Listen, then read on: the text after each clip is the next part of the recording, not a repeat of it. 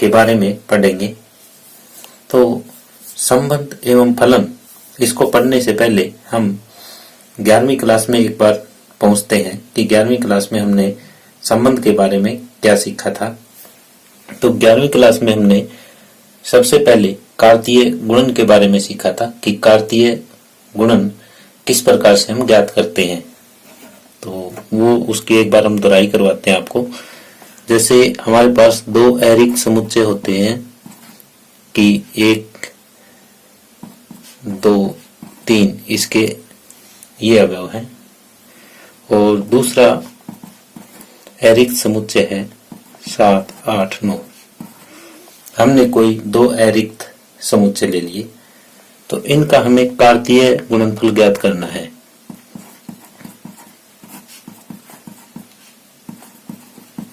तो कैसे ज्ञात करते थे हम?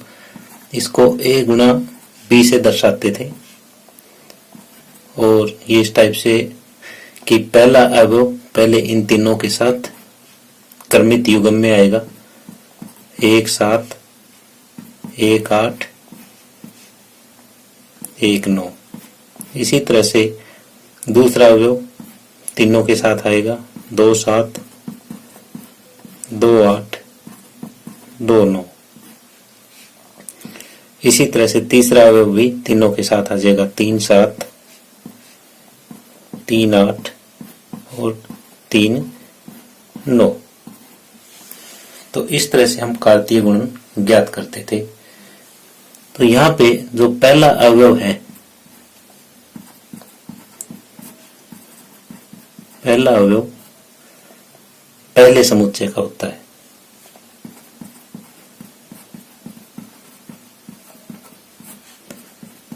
और जो दूसरा अवयव है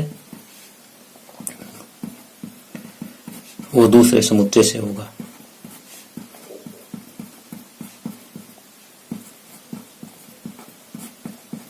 तो ये जितने भी क्रमित युग्म है सब में ऐसा ही है कि पहला अवयव पहले समुच्चय से है, दूसरा अवयव दूसरे समुच्चय से है, पहला अवयव पहले समुच्चय से, दूसरा अवयव दूसरे समुच्चय से है, सभी क्रमित युग्मों में। कार्तीय गुणन के बाद हम इस बात पे चलते हैं कि संबंध क्या होता है। संबंध क्या होता है? संबंध जो है वो हमेशा दो वस्तुओं के बीच में होता है। ये आपको विशेष तौर पे ध्यान रखनी है कि संबंध हमेशा दो वस्तुओं के बीच होता है।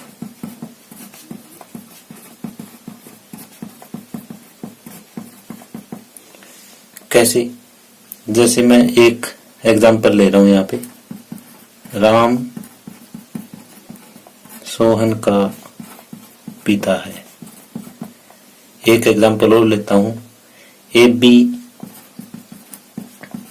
पी क्यू के समानांतर है। यहां देखो, राम और सोहन के बीच में संबंध है, किसका है? पिता का है। यानी यहाँ पे दो आदमी हैं और उनका आपस में संबंध है। अब ए बी पी क्यू के समांतर है। अब यहाँ दो रेखाओं का संबंध है, और कैसा संबंध है कि वे दोनों समांतर है।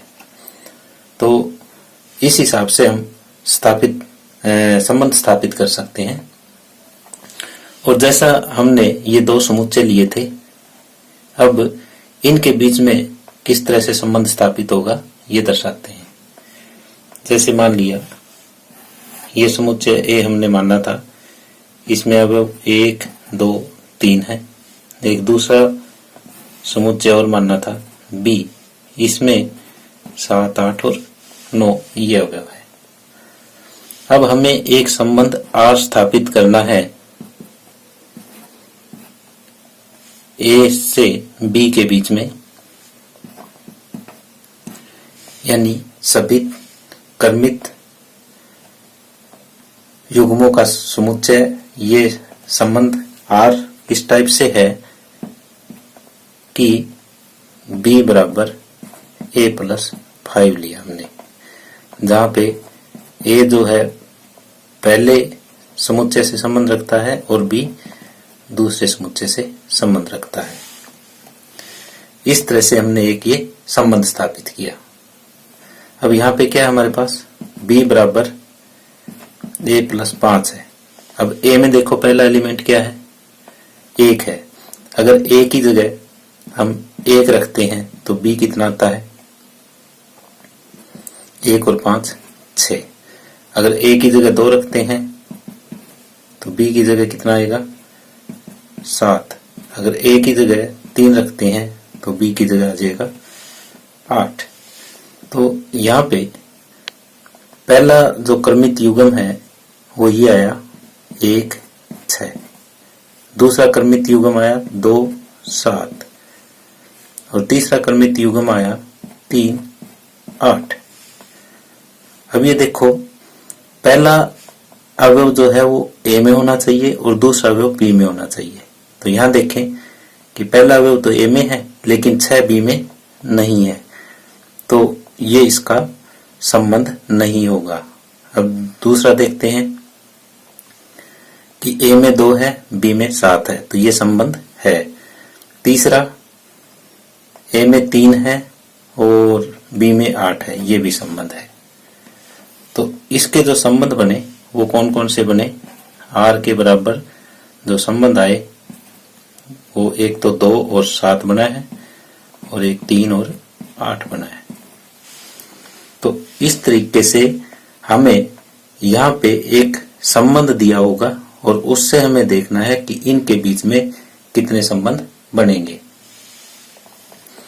अब यहाँ पे हम देख रहे हैं कि जो ये r आया है, ये संबंध जो आया है ये क्या है, ये जो हमारा कार्तीय गुणनफल था उसका एक उपसमुच्चय है। तो अतः हम कह सकते हैं कि संबंध कार्तीय गुणनफल का एक उपसमुच्चय होता है।